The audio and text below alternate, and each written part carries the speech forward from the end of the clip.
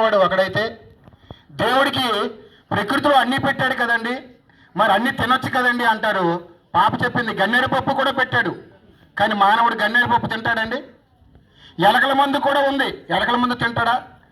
ఏదో జీవితం మీద విరక్తి వచ్చిన వాళ్ళు, ప్రేమ ఫలించిన వాళ్ళు, ఏమండి 10th క్లాస్ ఫెయిల్ అయిన వాళ్ళు ఇలాంటి విషయాన్ని తీసుకుని చచ్చిపోతున్నారు. కానీ మానవుడు తిన్నప్పుడు మాత్రం ఏమండి దేవుడు అన్నీ పెట్టాడు కదండి అంటారు. కానీ విడ్డూరం అండి, ఎందుకంటే దేవుడు అన్నీ పెట్టాడు, కానీ మానవుడికి తెలివి జ్ఞానం ఇచ్చాడు. ఏది మంచో ఏది చెడ్డో. ఏమండి బండి స్పీడ్గా వెళ్ళి 120లో లారీ కింద నుంచి వెళ్తారేంటండి? వెళ్ళలేము, అక్కడ తెలివితేటలు. ఎందుకంటే లారీ అడ్డం వచ్చేస్తుంది.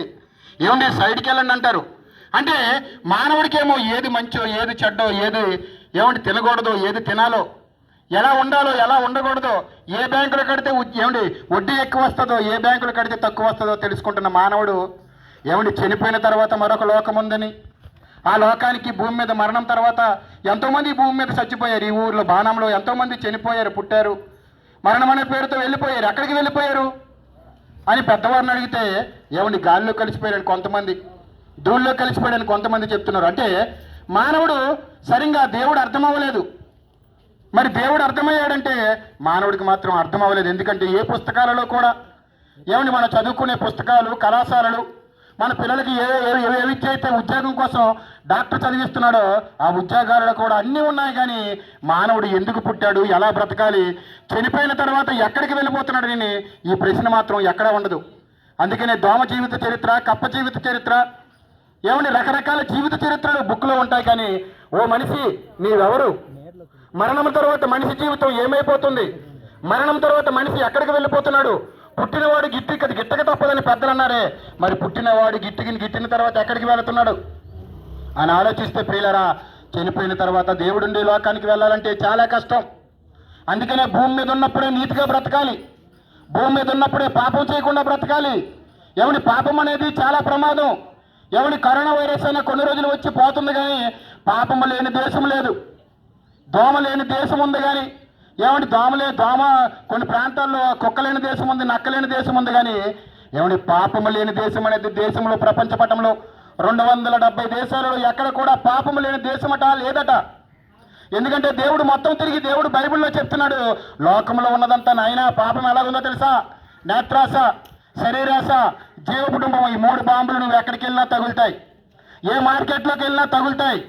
ఏమంటే శరీర కోరికలు, నేత్రాశ, జీవటం, ఈ 3 కూడా ప్రియులరా మనిషికి పొంచి ఉన్న ప్రమాదాలు. అందుకనే మనిషి మరణించిన తర్వాత ఈ 3 దేంట్లో ఉన్నా కూడా మనిషి జీవితము కొలాప్స్ అయిపోతాయి, అణుబాంబులు అంటుతుంది. ఏమండి అణుబాంబు అయినా కొన్ని సందర్భాల్లో ఎక్స్పైర్ డేట్ అయిపోతే పేలకపోవచ్చు. కానీ ఏమండి ఈ 3 విషయాల్లో చిక్కుకున్న మానవుడు, ఈ పాపం అనే మాయలో చిక్కుకున్న మానవుడు ఏదో ఒకరోజు పేలిపోతాడు భూమి మీద ఉన్నప్పుడే. కనుక శ్మశానానికి వెళ్ళేలోపు ప్రియులారా, అన్నల్లారా, తమ్ముళ్ళారా, ఇగో తెలుసుకోండి, నిజమైన దేవుడు చేతులు చాపి పిలుస్తున్నాడు, నరులారా తిరిగి రండి. ఈ భూమి మీద అలసి ఉన్న భారం చేత, పాపపడే భారం చేత తిరుగుచున్న జనులారా నా యొద్దకు రండి అంటున్నాడు. కనుక ప్రియులారా, ఇదే సమయము, నేడే అనుకూల దినము, నేడే సమయము. ఎప్పుడు గుండాగిపోద్దో తెలీదు, ఎప్పుడు మరణం వస్తుందో తెలీదు. ఎందుకంటే చాలామంది పుట్టిన తర్వాత సంతోషంగా చేసుకుంటారు. కానీ చాలామంది పంతులు కూడా ఏం చెప్తారంటే పుట్టినరోజు మంచి రోజు, ఈ కాలంలో ఈ గడియలో పుడితే ఆపరేషన్ చేస్తే, చాలామంది ఆపరేషన్లు హాస్పిటల్లో చూశానండి, ఈ టైంలో ఆపరేషన్ డెలివరీ చేస్తే బాగుంటుంది, ఏమండి ఇతను తిరిగి లేని వాడు అవుతాడు, అన్ని రంగాల్లో ఆరితేరిపోతాడు అంటారు. కానీ ఏమండి చనిపోయిన తర్వాత పలానా టైంకి చచ్చిపోతాడని ఎవరు చెప్పలేరు. ఏమని ఎందుకంటే జాగ్రత్త పడతాడేమని మనిషి, ఇగో చనిపోయిన తర్వాత ఇగో ఈ టైంకి చనిపోతారా అని ఎవడని చెప్పాడండి? ఏ డాక్టర్ కూడా చెప్పలేడు నువ్వు చనిపోయే టయాన్ని, ఎందుకంటే అది దేవుడికి తెలుసు.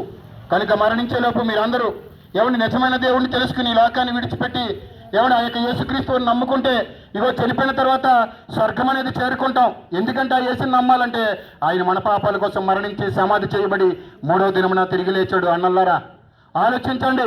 ఏమంటే ఒక వస్తువు కొన్నప్పుడు ఆలోచిస్తున్నావు, దేవుడు నమ్మినప్పుడు కూడా నిజమైనదా కాదా, ఇది నిజమైన మార్గమా కాదు, ఇది మతం కాదు, ఇది చనిపోయిన తర్వాత దేవుడు ఉండే దారి ఇది.